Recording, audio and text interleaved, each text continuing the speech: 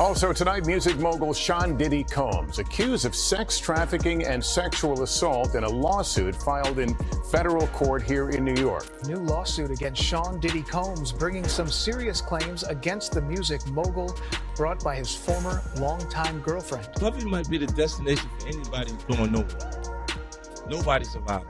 Diddy's troubles aren't going away anytime soon. Even if there was a plan for a soft landing, 50 Cent isn't having it. He's out for blood, and just recently resurfaced an exclusive video that shows how Diddy allegedly abused Cassie. A video most people had forgotten even existed. But can you really blame 50? Their love has been digging his own grave for years. His history of abuse could fill a spreadsheet, from the White House all the way to Connecticut. In this video, we're breaking down every single detail. What's in this footage 50 has, and could it be the end of Diddy? Why are the odds stacked so high against him? And is there any possible way Brother Love walks away a free man? Let's find out. Beautiful dress.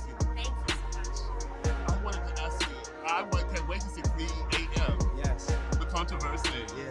How can we get a tape from this? Oh, I'm gonna send it to you. I will email it to you. Email me the whole thing. Yes, I love it. I love that you're constantly crushing the glass ceiling, crushing the black ceiling. If you know the context behind the infamous 3 a.m. video and what Diddy was allegedly planning to email Andre, then you know Cassie escaped a nightmare when she walked away from him. This part of the story dives deep into the disturbing trail of videos and sex tapes Diddy reportedly kept. That 3 a.m. clip, it wasn't just some random footage, it was an extension of everything people are now starting to uncover. It's a wild claim to make, sure, but what's the proof? More importantly, what kind of proof would someone like 50 Cent have? Proof that might have ended Diddy in court had Cassie taken him to trial. To answer that, we need to take a trip down memory lane, all the way to 1991. This wasn't even about Cassie. This is about a woman named Joy Dickerson Neal. She made a shocking claim back when she was still in college, before Bad Boy Records, before the fame before Diddy was Diddy. At the time, he was just a young talent agent. According to Joy, they went on a date, but that night, Diddy spiked her drink. She knew something was wrong because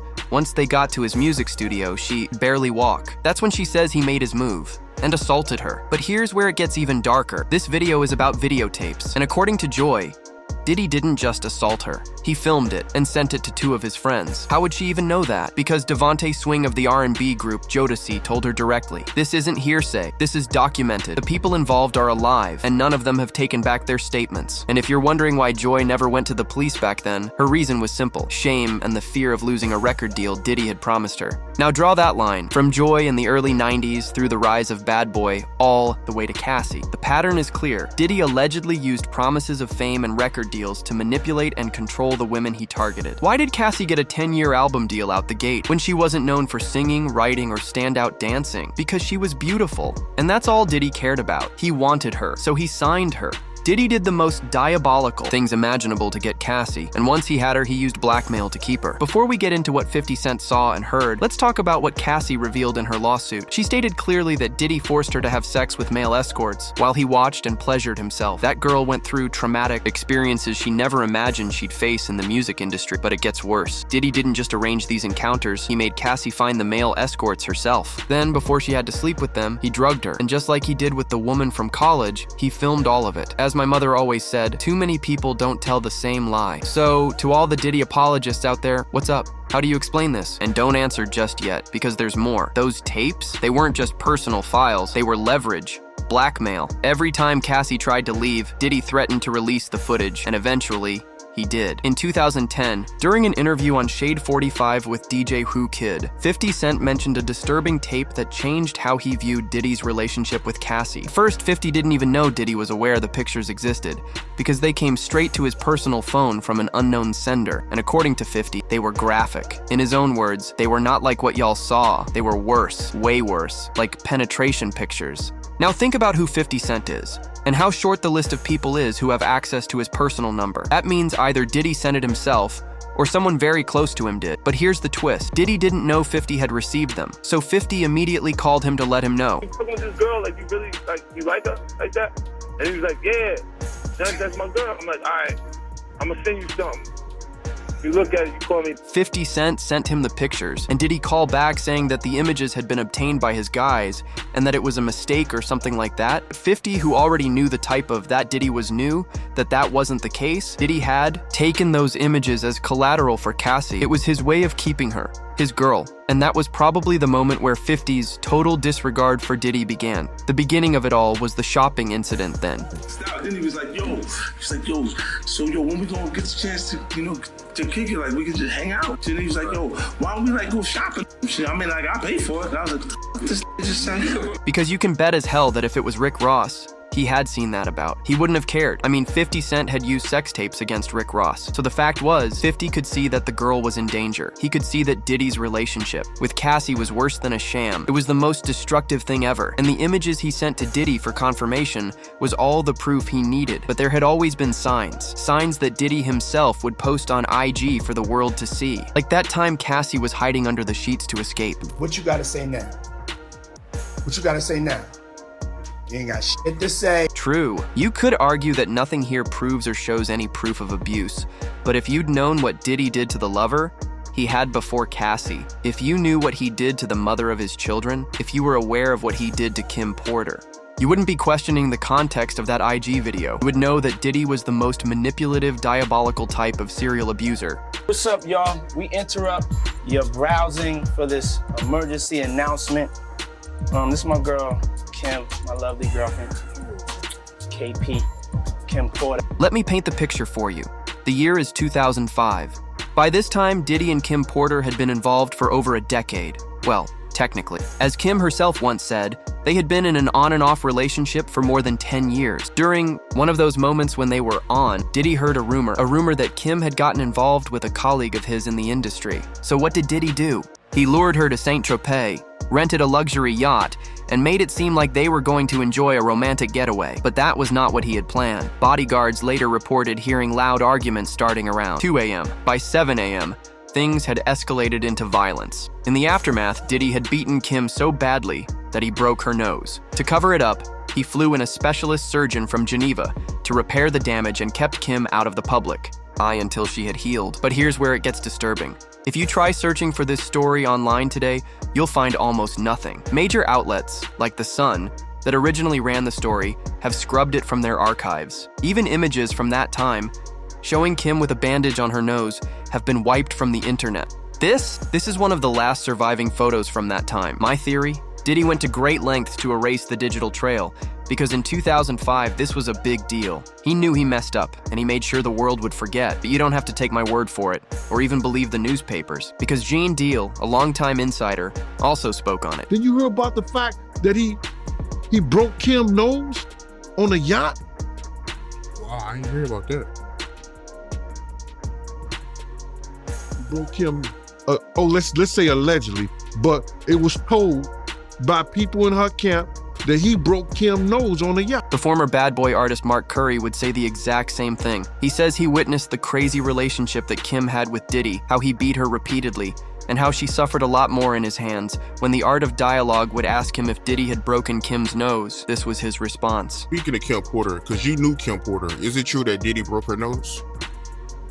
Bust the nose, man. A lot of Diddy apologists like to say that Mark Curry is only speaking out because of a fight over publishing rights. But here's the truth. Name one person who's worked with Diddy that hasn't had issues over publishing at some point. And if you've been following this story closely, the pattern is already clear. Just like he did to Cassie, Diddy also wiretapped Kim Porter's phone. Mark Curry even said, anytime a man goes out of his way to wiretap someone's phone or bug their home just to monitor conversations, that's not love, that's insanity. And it wasn't just Kim or Cassie. Misa Hilton, the mother of Diddy's oldest son, Justin, also suffered violence at his hands. But it gets dark because Mark also claimed that during Diddy's infamous parties, there were separate drinks for the female guests, bottles laced with substances that made them real slippery. If the music industry were a person, it would be Diddy, because just when you think you've reached the bottom, he finds a way to sink lower. That's why Gene Deal insists, Kim's story is Cassie's story. The only difference is, Cassie got a happy ending. But there's nuance here, painful nuance. Sometimes victims become so deeply entangled in abuse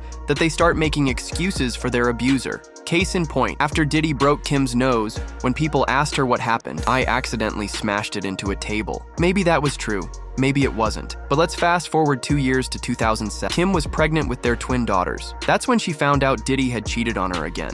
This time with a woman he had gotten pregnant just 5 months before Kim gave birth. That was her breaking point. She finally walked away. But even in the interview she gave to Essence, she sounded more like someone trying to make Diddy feel bad than someone fully ready to move on. In her words, "I wanted to be dramatic. I wanted him to know I wasn't breaking up with him for 2 weeks or leaving for 2 days." That's heartbreaking because it shows she was still trying to get through to him, still trying to fix a man who was never going to change. And yet, she told Essence, "Sean and I have this bond, this friendship. We all know how Kim Porter's story ended. Cassie escaped because she finally recognized she was with a man who was destroying her life. Kim wasn't so lucky. You were in her shoes. What would you have done? If your answer is detach emotionally, be there for your kids but stay far away from that man, then you and I are in the same group chat." Unfortunately, Kim did the opposite. Model and longtime girlfriend of entertainer Sean Diddy Combs, Kim Porter, was laid to rest yesterday in her hometown of Columbus, Georgia. Funeral taking place at Cascade Hills Church. Porter leaves behind 3 children with Combs and an older son by singer Al B. Shore. Kim Porter died, and as you would expect, the first instinct of the general public that had been following their case up until their death felt Diddy was responsible, but when the autopsy came back, the results were death from pneumonia, and Diddy wasn't in proximity with her when she was found dead. Why were people convinced he took her life? Well, it might have something to do with the book that Kim Porter was allegedly writing at the time of her death. It was alleged that she did have a book and that her book was about to come out. And she was talking about all the perils, everything that she went through in the music business and with Diddy. This book was supposedly a thorough breakdown of her relationship with Diddy. It was going to be a tell-all book, the kind that would send the fear of the devil up the spine of someone like Diddy. The kind of tell-all book that was coming from a source credible enough to bring down Diddy. If it was Kim Porter talking about Diddy's gay relationships, him giving Usher an STD, Mary J. Blige, having a kid for Diddy, and having an abortion, the sexcapades, and his revolting kinks, no one would doubt it the way some folks doubt Cassie. And it's not like I'm saying they really doubt Cassie. I just feel they aren't taking her seriously enough, especially after she took a $30 million settlement maybe. If y'all heard what the men had to say, maybe then you'd listen the men. The men. He tried it on me, so I know it's true. I got a phone call in the middle of the night, about 2:30 in the morning. It was my wife says, "Pick up the phone." It was an unknown number. It was Diddy. The story that Columbus Short would tell here is eerily similar to the countless others that other men in the industry who have had the unfortunate fate of crossing paths with Diddy would also tell the man swung both ways, one into the bedroom and the other way into the closet. "Hey man, we didn't see what the BET Awards. We didn't see what the BET Awards.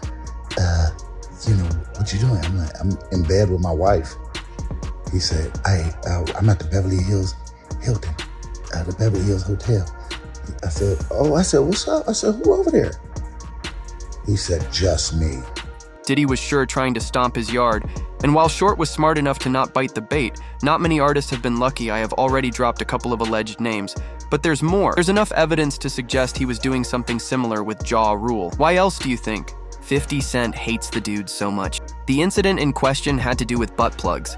A female rapper, Ja Rule, and Diddy in a hotel's presidential suite somewhere in Atlanta. Gene Deal was the one standing guard at the door while they was doing God. What's funny is that he didn't even know at that time that there was a sex experiment going on behind those closed doors. It was until someone knocked on the front door. Next thing you know, somebody rang the doorbell. We had the presidential suite where we was at. So I opened the door and the dude said, "Yo, I'm here for my cousin." I said, "Who your cousin?" And he said, Ja Rule. Gene Deal went into defensive mode almost immediately and stopped this cousin, but the cousin wasn't having it. And after a brief back and forth, Gene was forced to throw the cousin on a piano that got the attention of both Puff and Ja Rule inside. Threw him into the piano. Puff and Ja Rule runs out the room. Puff got his towel, Ja grabbing his towel, but they butt the naked. Both men were obviously naked. Were they on a devil's threesome? Or was the devil right there with them in the room? We can't know for sure, but Ja Rule would give Gene a clue when he found out why his cousin was pinned down on a piano by Diddy bodyguard. Yo, Ja said, "You ain't want to go in that room. There's a lot of freaking going on." Notice something? I haven't even brought up 50 Cent yet, and we already have a case. That's how deep this goes. It's endless. The number of men who've come forward with stories that point to Diddy's zesty behavior throughout his 3-decade career. Now let's be clear, The issue isn't about sexuality. The issue is about power and manipulation. Because what people are accusing Diddy of is forcing men who aren't into that lifestyle to participate in things they don't want to do. It's easier for him to abuse women, but it's not impossible for him to sexually abuse men, especially when he holds something they desperately need. If you don't believe that, then you truly don't understand how the industry works, because the whisper, they've been around forever. People have been talking. People like Wendy Williams, who back in the 90s ran New York City radio as the queen of urban gossip. Wendy didn't hold back. She frequently implied that Diddy was gay during her hot takes on air. But things hit a boiling point in the mid-90s when she allegedly got her hands on a photo. This wasn't just any photo. It reportedly showed Diddy on a yacht in Cancun, and in that photo, another man appeared to be pulling down Diddy's shorts. Now, was it definitive proof of anything? No, but it was enough to fuel the rumors, damage his street cred, and make him a laughingstock in his beef with Suge Knight. And from there, the rumors never stopped. And we were on our way to the island of women. You understand? And this is all it was, bruh. For whatever reason, dude was playing with Puff. He went behind him and grabbed his trunks and pulled them down. We were on our way. You must not forget that this was peak West Coast, East Coast beef. And even today, homophobia is normalized in hip-hop. Even supposedly liberal, forward-thinking rappers like J. Cole still use homophobic slurs once in a while. So even if Diddy wanted to come out of his closet, and even if he had the support of his white daddies on Wall Street, he'd still be dead in the streets. No one would take him serious, and his businesses would eventually decline. Why else do you think Tyler Perry is always denying them allegations? Let's get back to the Wendy situation, because when Diddy got wind of what she was planning, he got her fired. Puff got one of the hottest DJs off of Hot 97 because she wanted to put up a picture of him getting his pants pulled down. Now, Diddy and Wendy might have since reconciled, but that don't change nothing because she hasn't gone back on her word. Meanwhile, 50 still calls him gay every other Tuesday, and perhaps the most damning evidence against him is his own, because you might not know this, but people believe. Diddy has been dropping some hints about his sexuality in songs. His verse in the song Hope by Blood Orange is weird, but the video is even wilder because in it, two men are seen embracing, while Diddy raps the lyrics. Sometimes I ask myself, like, you know, what is it gonna take for me not to be afraid to be loved the way like I really wanna be loved, but that I know how I really wanna be loved? But I'm like scared to really feel that, you know, it's like you want something, but you don't know if you can handle it. Maybe one day I'll get over my fears and I'll receive it. Doesn't get more on the nose than that. But perhaps the wildest point most people have against a man is this. Despite all the accusations and claims, there isn't one video anywhere where Diddy outrightly denies being gay.